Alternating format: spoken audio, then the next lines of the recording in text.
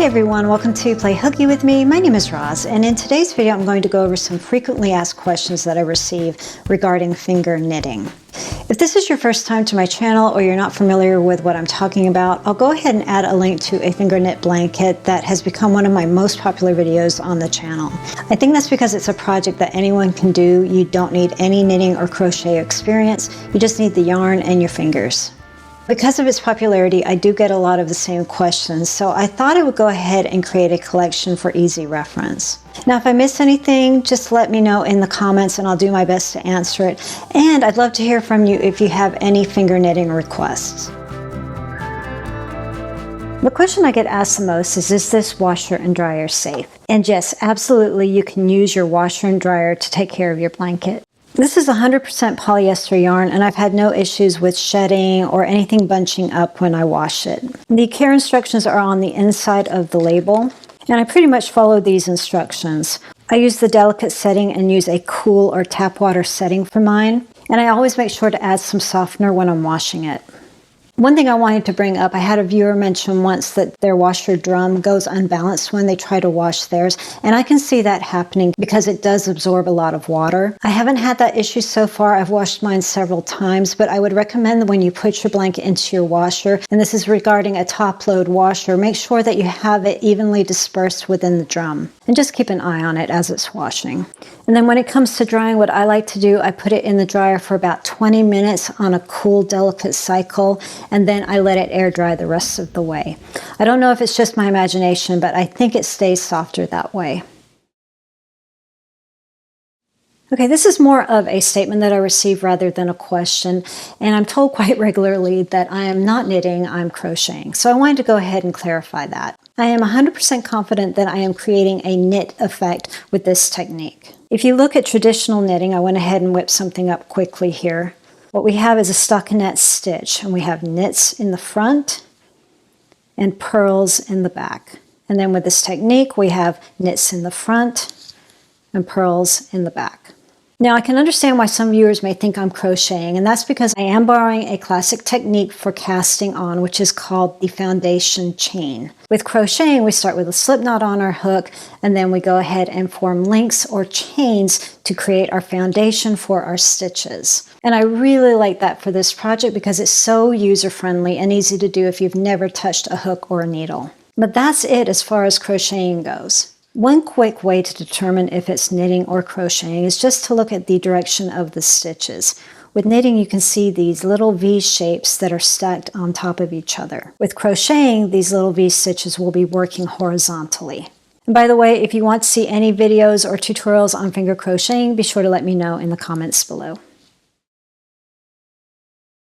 I'm going to go ahead and answer two questions at once with this next technique. I get asked how to change colors or create stripes, and also how to avoid knots. So to join a new skein or start with a new color, you're going to do the same technique here. Super easy to do. We're just going to join on the side. Just bring in your new strand of yarn, give yourself a nice tail, and create that first loop, just like you normally would.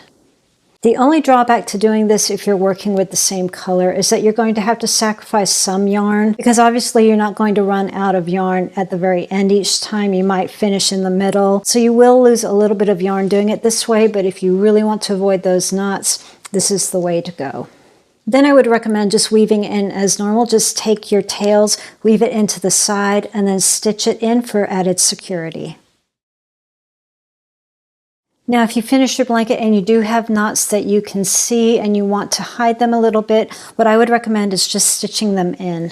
What I like to do is just push it to where it's in the center, and then I just attach to the stitches that are on the sides of it.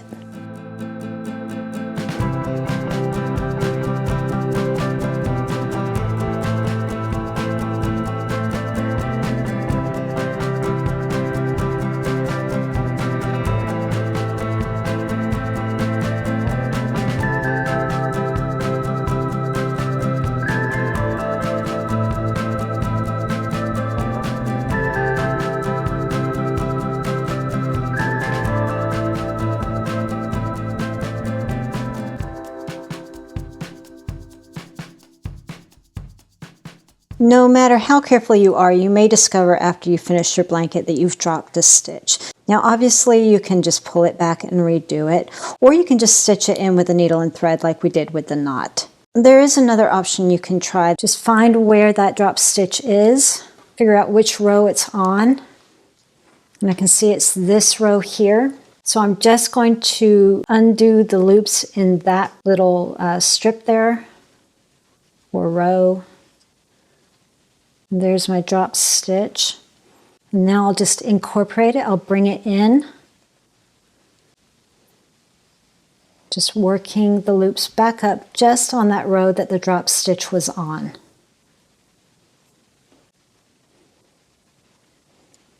And now you're good to go.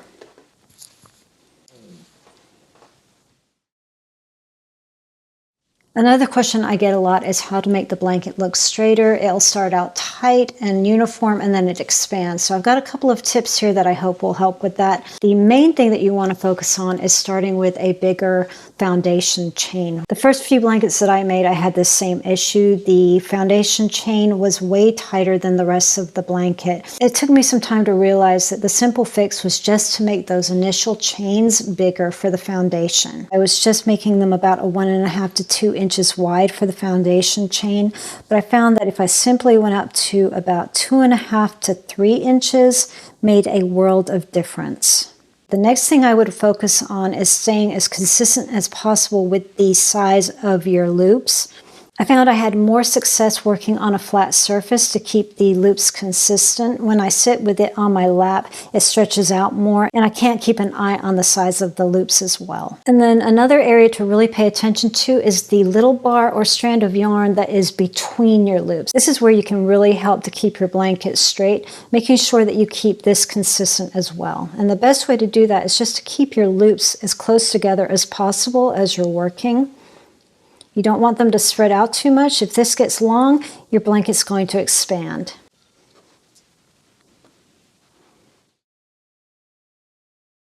I often get asked how many skeins of yarn are needed for different size blankets, so I wanted to go ahead and show you how you can easily figure this up if you're using the same yarn. If you're working with a different brand or a different type of yarn, no worries there. I'll show you how you can figure that out as well. Now I like to work with inches, feet, and yards, so all of this is going to be referenced with those measurements. Okay, to start off with, I did a 1 foot by 1 foot gauge swatch, and this weighs about 100 grams and holds 10 yards. So let's say you want to make a 5 by 6 blanket. Let's first multiply that together, 5 times 6.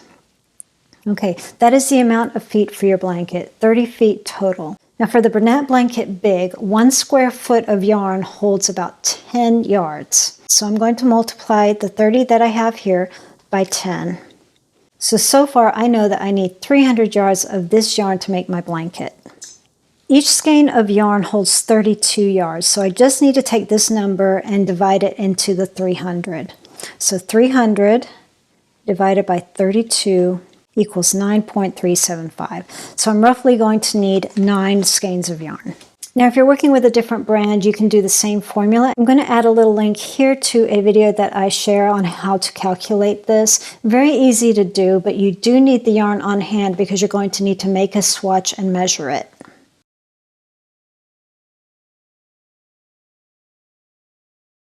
I've had some viewers mention that the Bernat Blanket Big has been discontinued in their area, and they've been asking for recommendations for other brands. So I've gone ahead and put those in the description box below. The ones that I've mentioned in the description box are the same kind of thickness and weight, so you'll get the same look as this blanket. Now, if you want to work with thinner yarn than this, I do have a video that I'll link to here. It's some tips on how to work with the thinner yarn. When I say thinner yarn, I'm talking about something like this. This is the Bernat Baby Blanket yarn, and it's considerably thinner, you can see here. Not as easy to work with for sure and takes a lot longer, but it does work up very beautifully. Now, some viewers have asked about the Bernat Blanket Extra. Now, I don't have any on hand to try to see how it works, but I think the Extra would be a nice alternative. You are going to need more of it because, again, it is smaller than the Bernat Blanket Big. The numbers that you really want to focus on are the weight of the yarn and the amount of yarn in it. So with the Bernat Blanket Big, it's 300 grams and 32 yards. So for example, the Bernat Baby Blanket is also 300 grams, but it holds 220 yards. The Bernat Blanket Extra is 300 grams as well, and I think it holds about 97 yards. So based on that, you can see it's probably a happy medium between these two. Okay, so Loki is making a lot of noise, so I'm going to end this video here. But if you have any questions that I may have missed, be sure to leave them in the comment box below the video, and I'll be sure to take time to answer them. Thanks for watching.